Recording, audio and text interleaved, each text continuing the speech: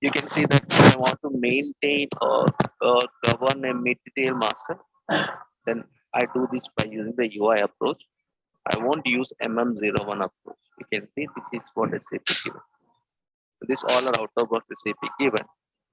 In as a consultant, we need to do other activities like making these scenarios work as per the business requirement and also put the business rules and all those things.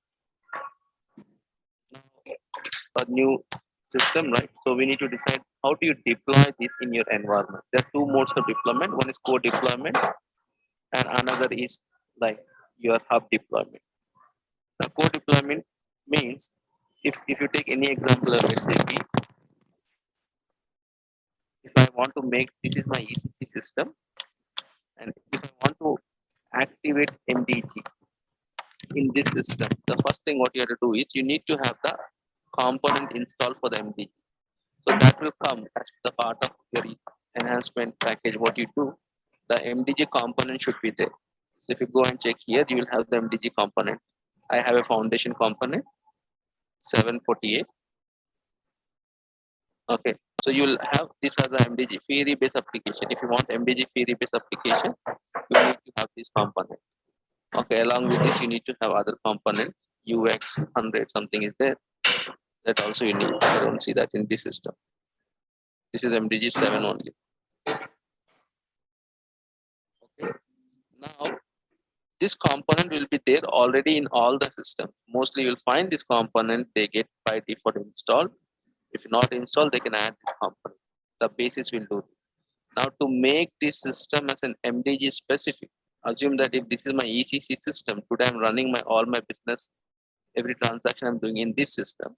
If I want to make this as my ECC system, then you need to activate the services. And then it will become an MDG system and you can start using the MDG UIs to create the master data.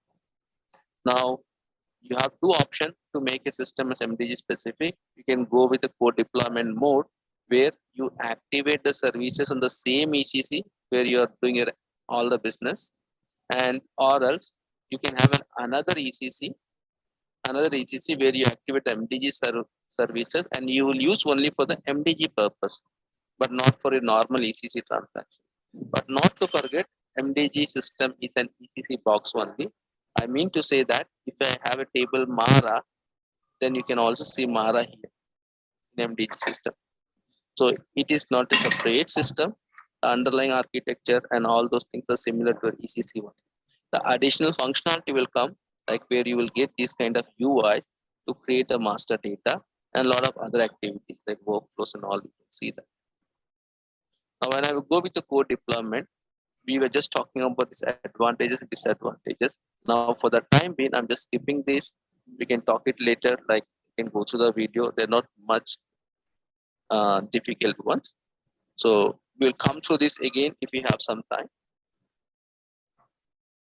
Okay. So this all just now MDG. When you go with MDG, out of box SAP gives this to manage or govern these three master data. These three master data SAP gives this option. For example, if you want to maintain it, if you want to govern a material master, SAP already given everything for you on terms of material master, business partner, and finance. If you're not happy with this, you want to still govern some other master data, then like for example, you can govern even a control data, reference data like a plan, service master, batch master, employee master, any master data you want to govern independently, which is not given by SAP, then you can go with your own custom scenarios. You'll go with your own custom scenarios. In MDG, we have two roles. Like whenever you work, you can work as a functional or you can work as a technical. Okay, or else you can work as a techno-functional. So here in this training, we're going to cover techno-functional scenarios. Why? Because without functional, it will be difficult to go and start understanding the technical also. Okay. But for the prerequisite for this course is you should know ABAP object, like you should know the field symbol concept, you should know the data reference concept, and you should also know the dynamic programming approach in ABAP. This is the prerequisite. If you are lagging in this prerequisite, I I can suggest just go through and learn. They're not so complicated topics also. You can spend 2-3 days, you'll get the subject on. Optional skill sets are if you know FTM, WebTime Pro, Workflow, BRR Plus is well and good. Okay, but they are not mandatory. Why? Because these all are frameworks which we'll be using. These all are framework. You should only know how to use. But there are sometimes we need to do some enhancements and all those things. For example, you may know how to use a transaction in SAP. But if I want to do a screen enhancement, then obviously you should know how to enhance a screen. Okay, similarly, these are framework, but if you need some enhancements or some changes, then you need to understand how to do that. But if you know all these things, then you're a champion in this SAP world. Okay. Now, when I go to MDG, all the configuration, first you're like, how do you do in a normal ECC? Now, when I have a fresh ECC, first you need to set up the enterprise structure, and to set up the enterprise structure, all the config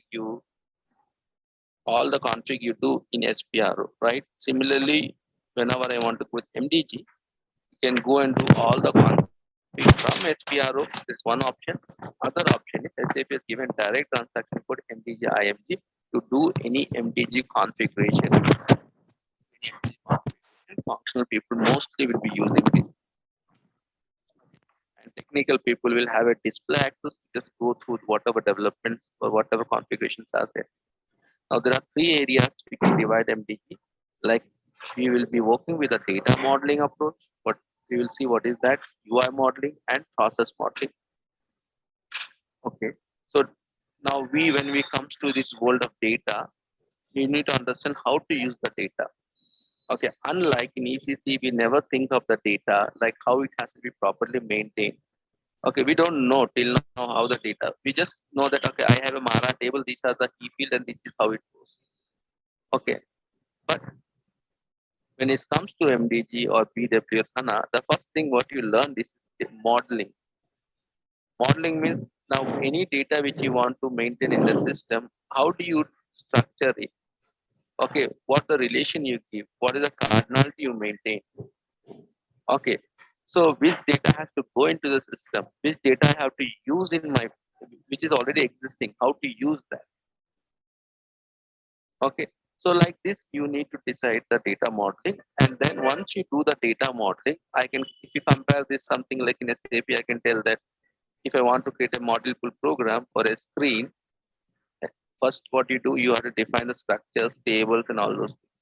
Then the structures and tables you can display on the screen. You do screen development. Similarly, now my data modeling is ready, but it is just a data model. To access this data model and start saving the data in the different structures of this data model, you need to do a UI model. SAP has given two UIs. One is FPM and one is Fury. FPM is what we are using 100% in all the projects, but still, being a Fury is the next technology of SAP. We have some lean apps in this area also. Lean apps means um, they're very. We don't have very big screens or like this FPM. It will only one screen, like or two screens, and you can only create a process of MDG, but you cannot do any further activities like enriching with other data and all. So we will see the difference when we reach to some point. Now process modeling. Now once you have developed the UI and all, now you need to define the governance. Okay, the entire governance, whichever you maintain, that comes under this process modeling only, like a workflow. Okay, which field is mandatory for which user? Okay, what is the validations you want to run? Okay, what is the enrichment adapters you want to use? All these things you decide in this process model. Okay, these are the three areas. Sometimes when you go for the interview and they ask you like, what can you tell me like in MDG what you're working, like your experience and all, then we tell that I've been working with the data modeling and what you do in data modeling. I have worked on the UI modeling and what you do in UI modeling. I've been worked in the process modeling and what you do in the process modeling. So this is how you need to start answering the things. Like if you ask someone what you work as an ABAPer, you tell I work with enhancement, this and that, right? Similarly, when it comes to MDG, this is the start point. Now, in deep, we have to explore each of these things. We'll go one by one. So first, I have taken the topic of the data model. Because once you understand the data model, then only we can understand how to write the code. Okay. So to go to the data model, I told any configuration you do from MDGIMG. So the transaction code is MDGIMG.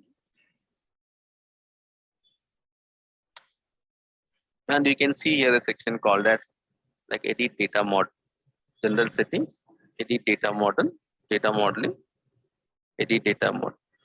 So when I go here, you can see, you can also see the all the three areas which I was just telling: data modeling, UI modeling, and process modeling. The other thing, they're not much important, but these are the three areas which we always play with. Now, in the data modeling, you can see here, when I go to data model, out of box means the moment you activate the MDG services, what SAP offers you is SAP offers you this three standard data model: one, two, three. This one comes, but we don't use this. But this three standard data model SAP delivers. Now, if you want to maintain material, you can use this data model, which already pre-delivered by SAP, or business partner with respect to customer vendor, we can use this, or finance, you can use this data model. So if you see here in this notepad, if you want to use material master, I can use data model If you want to use business partner, you can use with respect to vendor or customer, you can use the data model PP. If you want to use finance, in finance, SAP supports accounting, controlling, and consolidations. So you can use the data model 0G.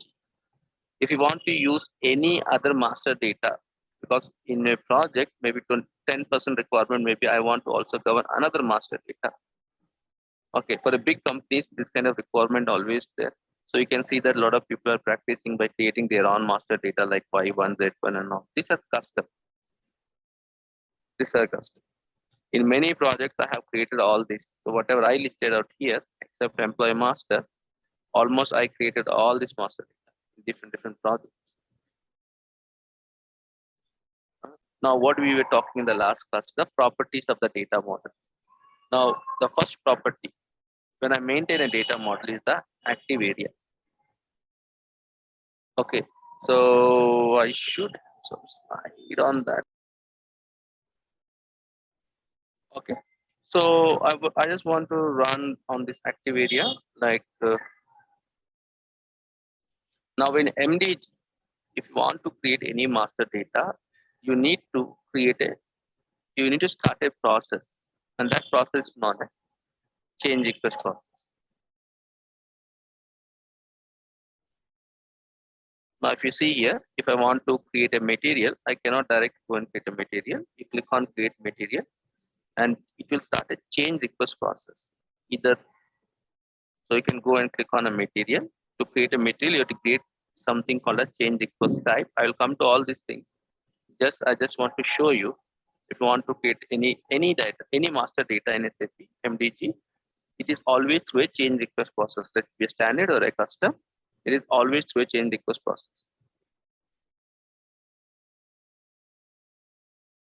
Because a lot of people keep enhancing. Sometimes the UI doesn't work also. So right now I'm taking this class in MDG 7 version. So MDG has different versions. So we have just taken the class in MDG 7 version. The current version of MDG is 9.2. Some sections I will be also taking, most of the sections I will take to 9.0 only, but 9.0 I see the server is it's not working because many people played with all the standard things. So I have just taken MD 7. Let's see that to see the screen is coming or not.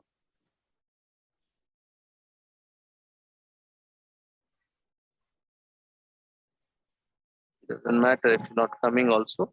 I just want to show you.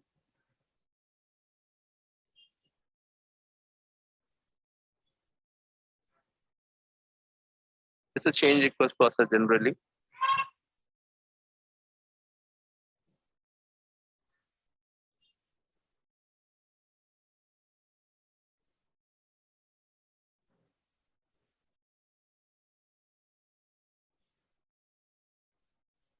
Okay, this is not coming as expected. Something not right. Let me check.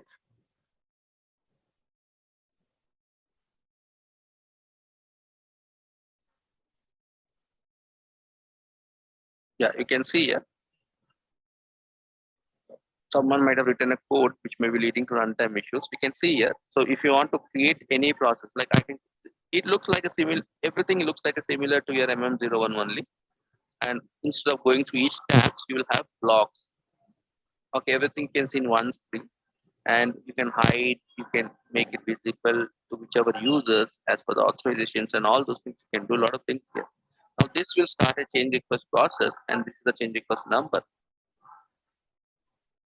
Okay, so what I need to say, what I want to say here is, whenever you go with MDG, you need to trigger a process that is called as C change request process.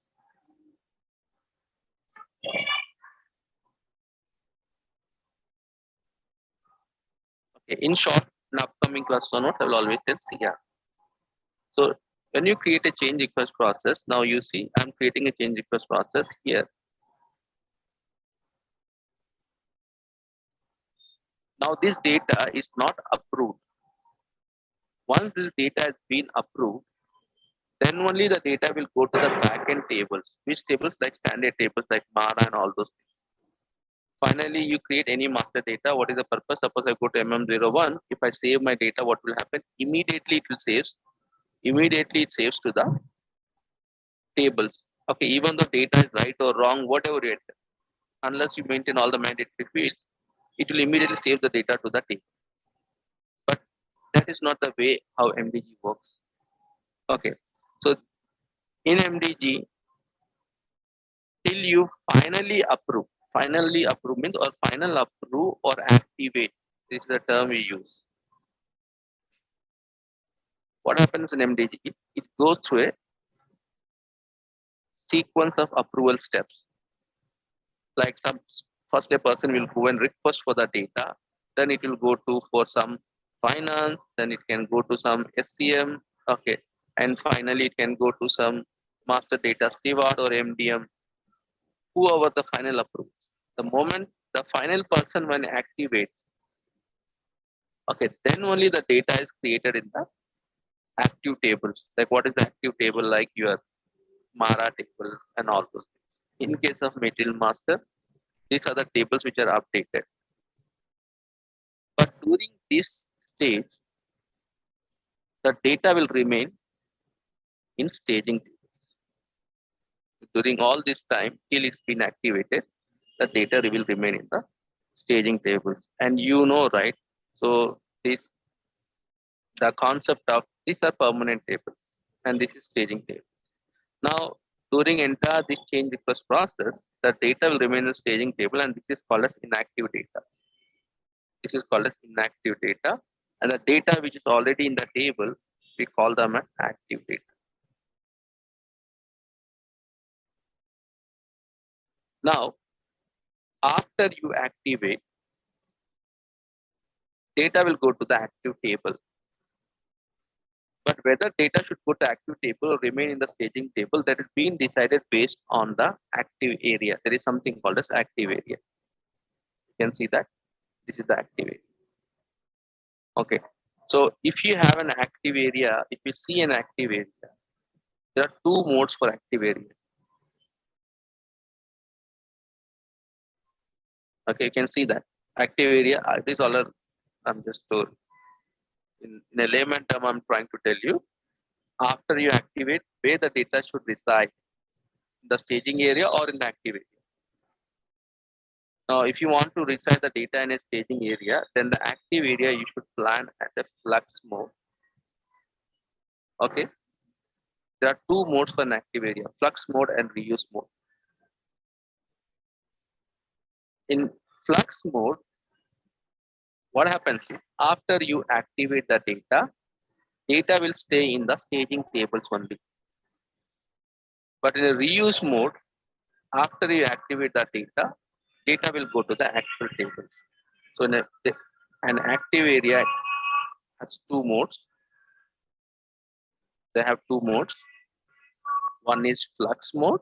If it's a flux mode, what happens is the data which is there in the staging area, after you activate or final approve, the data will remain in staging table.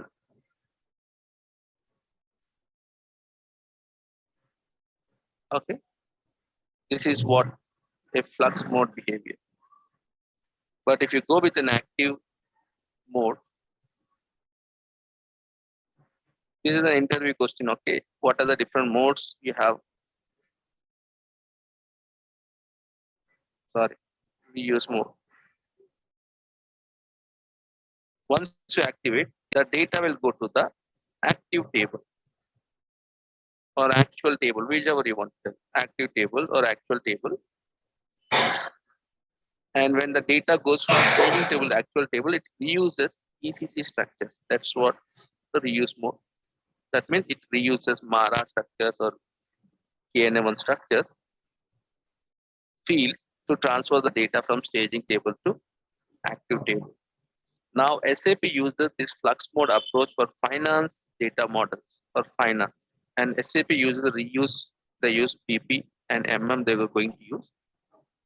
Not going, they are using BP and MM, they're using reuse mode. But how do you know that this is flux mode reuse mode? If you see here, the active area is blank. If active area is blank, then it is a flux mode. If active area is not blank, then it's a reuse mode.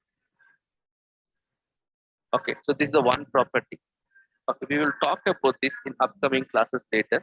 So for that today's class, just try to understand neither this is going to influence my any programming and all those things. It is the only the way how it's been architected and how the data has to be saved, which whether it has to be moved to EC structures or not. That is what the decision helps. Okay. So I will just take one example for material and then I will start continuing with this for the rest. Now there are other properties I'm not talking, they're not important. Now the last field you can see that you have it has same, none, different, and all those things.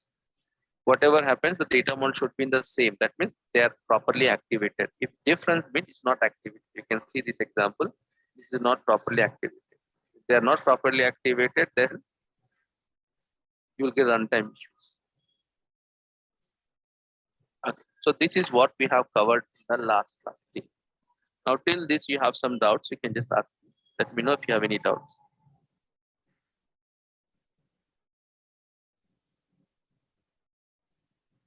Are we good to go to the next? Everyone?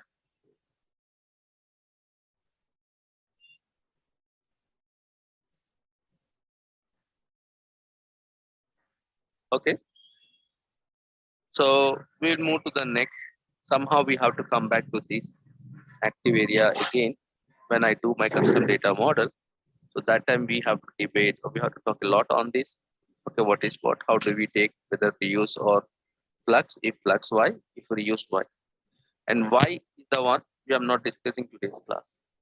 Okay, just try to understand. We have two modes, active mode and flux mode. If you can see the structure here in this diagram, in flux mode, data will still go to the active area, but this active area is nothing but the staging table for now.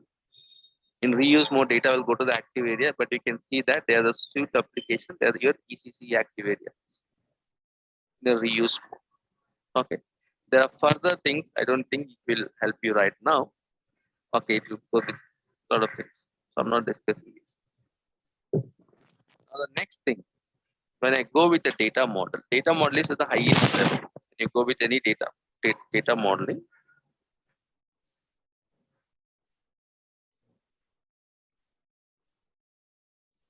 okay, when I go with the data model, at the highest level, you have the data model.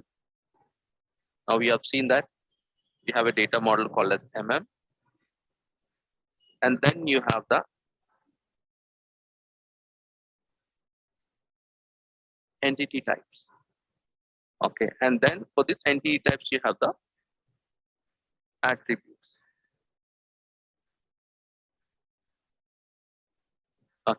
Now, the next thing we have to talk about the entity types. Entity types are used to how do you model your data? How do you model your data?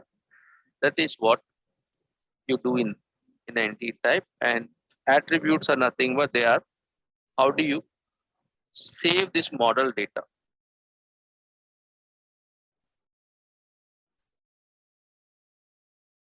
So for that you are using SAT.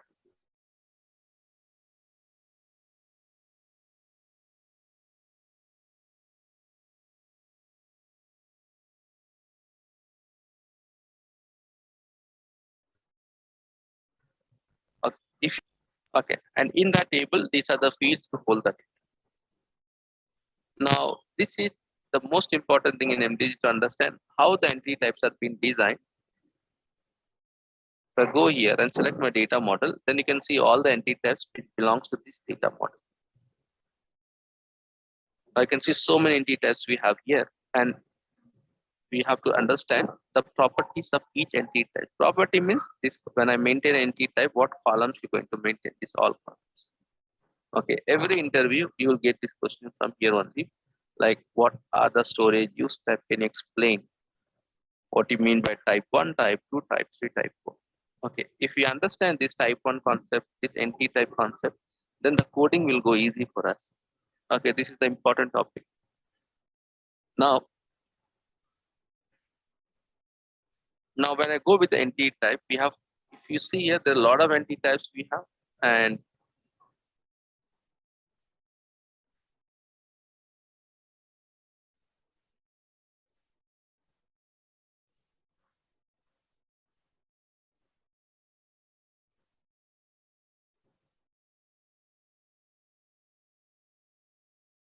okay, if I go to my drop down, you can see that we have 1, 2, 3, 4. These are the actual values, and this is the text. Okay, so in our world of SAP, we tell this as type 1, type 2, type 3, type 4. Like easiest way to tell that type 1, type 2, type 3, type 4. Okay, but we may not remember the description. But what you mean by type 1 is changeable via change request generated database table. Type 2, type 3, and type 4. Like this. Okay, now we need to talk about each type, property of storage and use type. Okay, storage and use type means how the data you're going to store. The first property which you're going to talk is storage and use type. So which data you're going to store and which data you're going to use. Okay, I can give you a simple example here.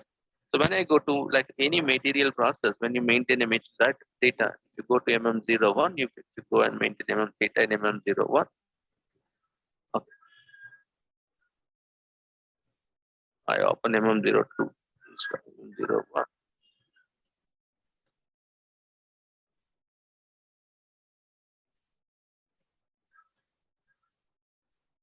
Now, if you see this material,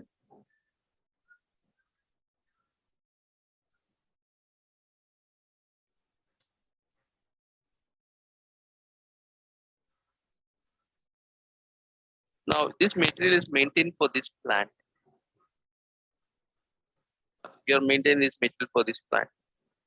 Now this plant data, you're not creating. This plant data already exists in the backend because plant is nothing but it's a reference data. Plant is nothing but it's a customizing data. The plant data already exists. You are not creating this, but you are using this. And yes, you are saving this with respect to material, but not independent. Because plant data already exists. So now when you define a process, now you need to understand which data exists, which data does not exist, and which data you need to create. Now if you take an example for here also, like purchasing group. Purchasing group already exists. This is nothing but a customizing data. Okay, so this is already existing in the reference table or control data, like whatever you want to tell. Similarly, if I go with this purchasing value key, if you are getting an F4, it should exist. Okay. Now, material group, even this is a reference data, so this exists in the backend. So this has its own table also, like plant table is T0011, yes. No, T001W, right? That's a plant table. Company code table is T001. This data is already maintained as a part of your enterprise and it is nothing but customizing data. Now, when I create a change request, you need to understand You may create different data. Here also, if I take a normal SAP example, you create material master. What is the main table for material master? Mara. Okay, then you will create like what are other tables which get updated along with material master Mara. If you maintain plant MARC, if you maintain storage with respect to MARC, MARD. Okay, on lot of tables will get updated if you have valuation class. Okay, these all tables get updated with respect to material. But in all these tables, the most important one is Mara because this is the table. This is the we can also call this as the leading. This is the one which leads all other tables. And these all tables are nothing but you can call them. I'm not able to draw a column, but all they are nothing but dependent. They all are nothing but dependent. If you see in this dependent, you're having other data also. For example, if I take MAKT example, you have the language key, right? So you have a language. Similarly, if you take MARC example, you have one field called as plant. If I take an example for MART, you have a field called as storage location, LDRT. If you go with MDEW, you have a field called as valuation class, right? So if you see everywhere, these fields are nothing but they are your customizing data which already exists or reference data, you can tell whichever way. They already have their own tables. Okay, this example whichever I'm drawing, they all have their own tables. But this you're using. So these are reference customizing data. So which is used. Okay, so you're using this data in preparing your structure for the table. Similarly, when you go with the MDG, you need to decide what is the entity which leads, what is the entity which is dependent, what is the entity that can be used to build these other entities. Okay, so this decision you have to make, and when you make this decision, you have to define the storage. Suppose this dependent and leads, obviously you're going to store the data, right? So this kind of entity you have to select what is the storage. Storage means you're going to store the data means you need database tables. Let me take the first example of type 1 entity. Now, when I do my data modeling, the first thing you have to understand is any data modeling what SAP does, right? That does the MDG, right? That is based on your backend tables only. So for every table, there will be equivalent entity. Like if I talk about Mara is been represented by entity called as material, and which is of type 1 entity. And you can go and look at that. But they nowhere you will see that Mara. But how I know this is because it's obvious. There should be one which will be leading all entities, like how it happens the backend, like material. And how I know this is equivalent of Mara means if you go here, there are other ways, but it's not this system. You can see that all fields of Mara table you can find it over here, like material type. Okay, so your item category, normal item category, everything you'll find here, old material authorization group and all. So this is equivalent of here. So any data modeling SAP does is based on this. And when we go with the custom scenario, I will take one standard SAP example master data, and we will do a data modeling with respect to the tables what we have in the backend. So that obviously going to see that in upcoming classes. So to start off with, I just want to go and show you this is the first entity, type 1 entity. If I go here, the material, and you can see that it's nothing but the type 1 entity. Now, what you mean by type 1 entity? Changeable via change request generated database tables. That means this entity, you can maintain the data for this entity only through change request, not without change request. You cannot maintain. The data for this entity can maintain only with change request, not without change request. And since you're going to maintain the data for this entity, so when I save the data, where it should go? It should go into some staging tables. So that's the reason it will generate the database table. You are not going to generate any tables in MDG. As a result of your data model, the staging tables will be generated. Sometimes you get this kind of like wiki interview questions also. They will ask you how the staging tables are created. Okay, and some to catch out some fake people also, they tell that okay, we have staging tables. Can I add one, append one field? How to append a field? This kind of questions you will get. So then the person who has just no overview knowledge will end up telling the ABAP concepts. To append a structure, you have to go to S11 and append. No. Okay. So any staging table generated in MDG, that is with respect to what you do in the data model. Now, when I tell type 1, that means this entity data you can only maintain through the change request. Without change request, you cannot maintain this. And since you are maintaining the data in the change request, that means in this screen, on this screen, I maintain my data here. Okay. So when I maintain my data here, when I maintain my data here, when I save this one, right, it will go to the staging table. That's the reason.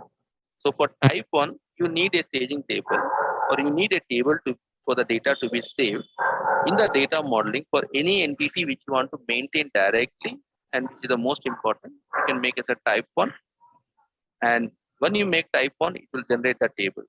And where you can see the tables, how you can see the table, that also we will discuss in the upcoming classes. Now we don't need that. Okay, but SAP will generate this. So we never generate any staging table. That's why data modeling is very important. If data modeling is not right, nothing will go right. Now, this is the first property, like type 1. Now, let me go with the second storage. This we'll discuss in some other class, not now. Type 3. I was just telling you, in this example, if you see here, something is leading, something is dependent, and something is you're using.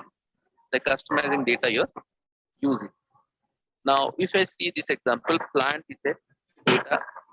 Whenever you're using a data, okay, for example, T001, in this T001 table, you have plant which you are using in MARC table.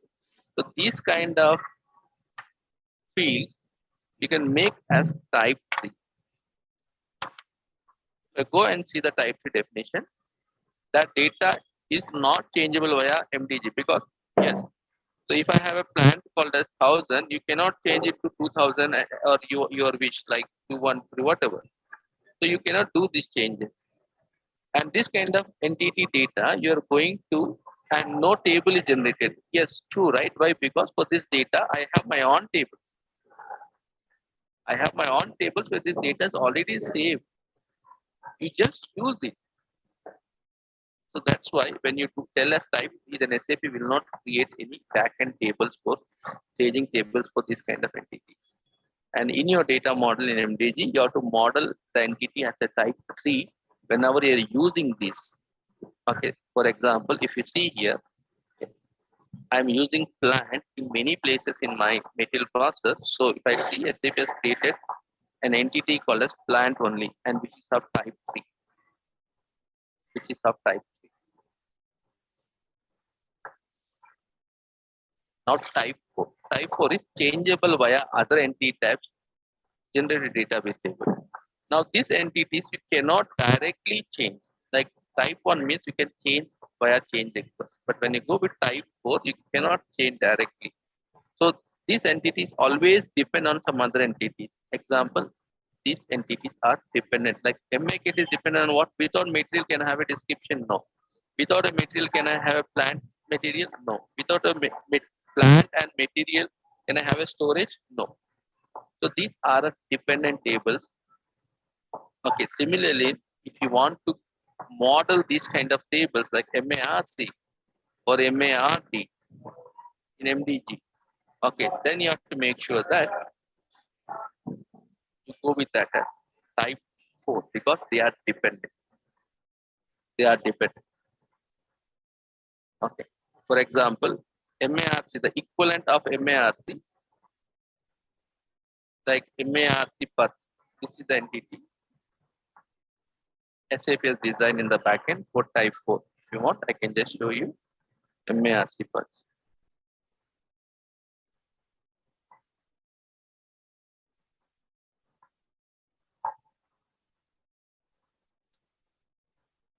Okay.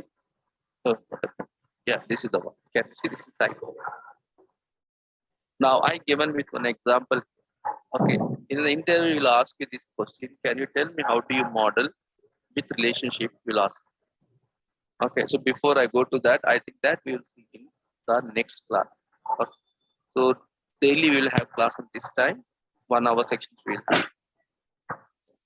Now I hope you got what is type 1, type 3, type 4. Do you have any questions? Right now, doesn't make any difference to make you understand in this data element, but still I'm trying to tell you.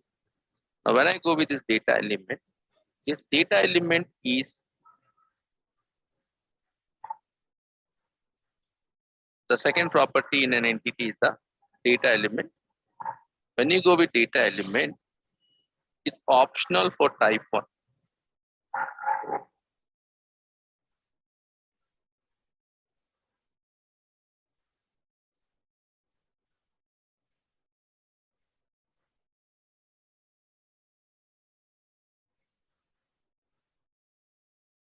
Okay, so it's optional for type 1,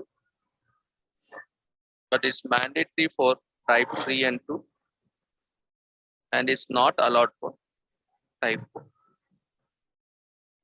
When you maintain a data element for a type 1 entity, a key attribute is created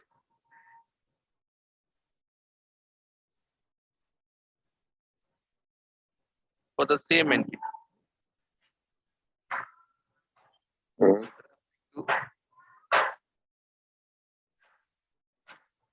Data. I will just show you here what is the main entity. So remember always for any data model, at least the main entity type you have to remember. The main entity for is material. If I see the material, it's a type 1, but data limit is not mandatory. You want, you can maintain. If it doesn't want, not.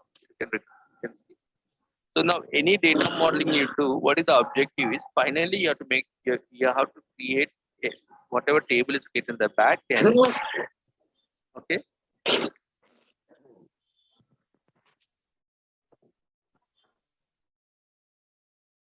So whatever table is created in the back end, that will have the keys. And how this key should be generated, that's what the different ways the keys can be generated. One of the way is when you maintain this as a data element here. Okay, you can see that if I go to my material, I can see all the attributes here. I can see different attributes here. I can see different attributes here, which belongs to this entity type. But you will not see an attribute called as material. But when I see an overview structure, when I see the entire structure for this one, when I go to visualize data model here, you can see that material is also one of the attributes. And the data element referring is data. And this will be the key field. This will be the key field. So what I mean to say is for a type 1, when you maintain a data element, a key attribute is created for the same entity referring to the data element. That means a self at if entity name is X, the key attribute name also will be X. But the key field will be having a data element called as the one which you maintain. But if you don't maintain the data element here, then there are other ways you can set up the key field. One of the ways to relationship, or the other way is when you maintain an attribute, you can select the key in here. You can, if you want this to be key, you can select here also. Okay.